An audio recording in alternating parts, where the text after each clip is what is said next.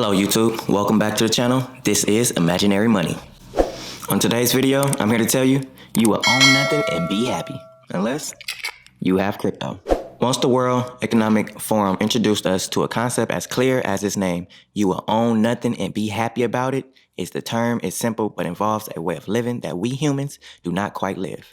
It embraces the idea of not owning anything. This term is way far from our current reality, and people highly doubt that this term will one day become our way of living. But what if we tell you that this term is coming into play and we are slowly losing ownership of our purchased products? In today's video, we will discuss how we are slowly purchasing low-quality products that are not ours entirely, and how we are losing a sense of ownership over our products. And how can cryptocurrency help in this scenario? Now, to understand the concept of ownership, let's take an example of any product you own. Let's say phones. How often do you replace your phone? The average answer will be 2 to 3 years. And unironically, this is also the period of a mobile phone's battery. After a few years, the battery gives out, leaving no option but to buy new phones. This time span of phone's battery is fixed even if you tend to take care of your phone's battery, leaving no option but to replace it. But some people might give the solution of simply replacing the battery instead of buying a new phone. In theory, the solution is simple and efficient, but in reality, not so much. The process of changing a phone's battery is not that easy, and it's very risky as well. And the majority of the models of phones available in the market do not have batteries as spare parts that can easily be replaced. In the case of an iPhone, the phone can detect the presence of a replaced battery and will start giving tons of warning messages on your phone, basically jamming the majority of its function until you take it to the Apple Store to get it fixed, which will cost much more than buying an entirely new phone. Many people criticize such behaviors on modern day products, as ownership of a product means that the product can easily be opened, modified, and repaired. If a person cannot modify or repair a product that he bought with his own money, elaborates that the person does not own the product.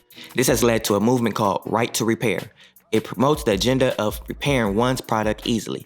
But does not repairing a product give us ownership of the product? The right to repair does not always fix the entire issue of ownership. It may solve the problem on the surface level, but this movement does not help completely in attaining ownership of a product. Because companies are now slowing down or making low-quality products that need to be replaced in a few years. Look no further than the 2018 Samsung controversy.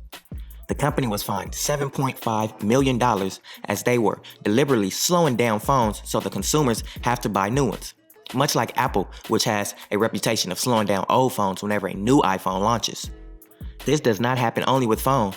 This practice of lowering the quality of products to a limited time span has reached many other electrical appliances, automobiles, and even hospital equipment. And this is not new. This practice has been going on for the past century.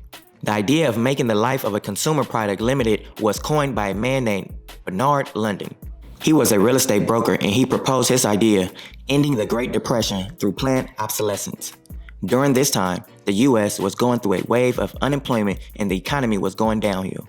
Bernard thought that his wave of unemployment did not make sense since factories were still intact and had enough raw materials to produce consumer products. The problem was that there were no consumers at the time. During the early 90s, the products made were sturdy and made to last long. If a consumer bought a good quality light bulb once, that would last him 20 years. The demand for more light bulbs would decrease, and that resulted in a large wave of unemployment. Bernard proposed the idea that every product made should have a lifeline. The quality of the products needs to be cut down and have an expiry date that the consumer is aware of when buying the product. This was the solution he proposed to end the Great Depression of unemployment and support the middle class. He termed this way of producing goods a planned obsolescence. However, this idea was not implemented as the Great Depression ended after the Second World War, mainly in the US, which did suffer as much as the other nations. After the war, there were more jobs available, which caused the economy to grow without the need of implement Bernard's idea. Another factor that contributed to the growth of consumerism in the US was the vastly growing population. There was no need to implement planned obsolescence, as the growing population post-war meant that companies can make good quality and long-lasting products as consumers would not end. But the problem began in the 1970s when the population of the US began to slow down. The population was not growing as much as it was in the 1930s. Western countries tried to fill this missing consumer demographic by allowing immigrants, but it did not help much in the long run. The native population was not growing, and there were not enough consumers to let the companies expand. This was the time when companies started to implement the idea of shortening a product's life so that the same consumers can come back to buy more. Now that we have got the history behind making a product last shorter and how we practically do not own our devices, let's move on to the next point.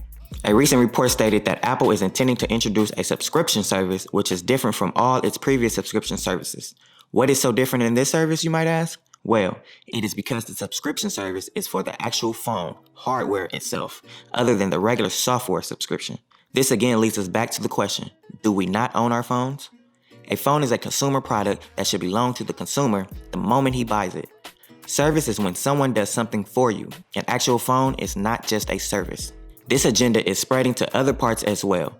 Some people are trying to push forward an entire hardware as a service agenda, which means that any hardware can be used just as a service rather than an asset. Your phone or even your house do not belong to you entirely, but they can be shared.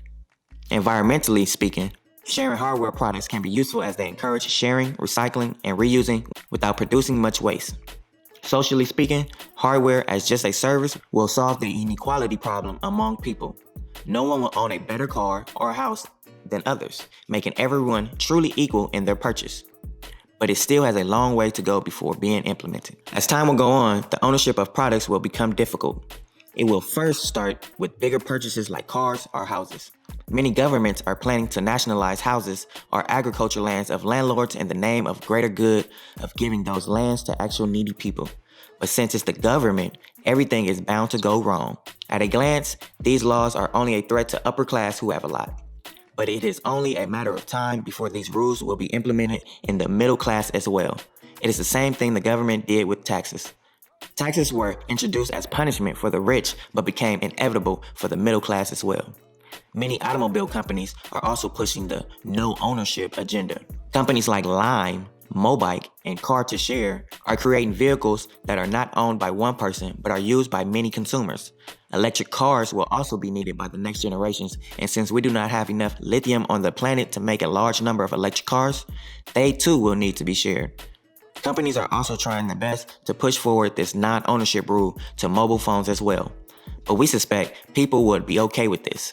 A person's house and mobile phone are considered to be very personal, and every person has the right to have privacy. Phones and laptops have fairly personal data that cannot be shared, and hence such devices require ownership. Many people do not mind the idea of not owning anything since they already cannot afford to own anything. Now this is how crypto can help. Now that we have discussed the problem in extreme detail, let's move on to the solution to the problem of ownership. Though some things are better when shared, there are a few things a person needs to own to live independently. The financial system of today has been built against the average consumer. Cryptocurrency has come to life to break the average physical financial system that offers no ownership and security over one's asset. In today's society, anything that physically exists cannot be owned. Your bank account can be seized at any moment.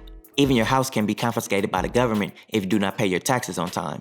With all those odds against you, cryptocurrency is the only way to go. Bitcoins and other cryptocurrencies are safe since they do not physically exist and cannot be owned. Cryptocurrency cannot be confiscated by the government since it only works on an immutable computer code. Bitcoin, or BTC, is better than many other cryptocurrencies since it gives ownership rights and protection to the person owning the BTC. In a world where nobody owns anything, it would feel a bit reassuring to own something that only you can access. And that's today for today's video. Like if you found the video informational. Do you think that owning nothing will benefit the world? Let us know in the comments. Thank you so much for watching. Subscribe to our channel and more informational content like this. This is Imaginary Money.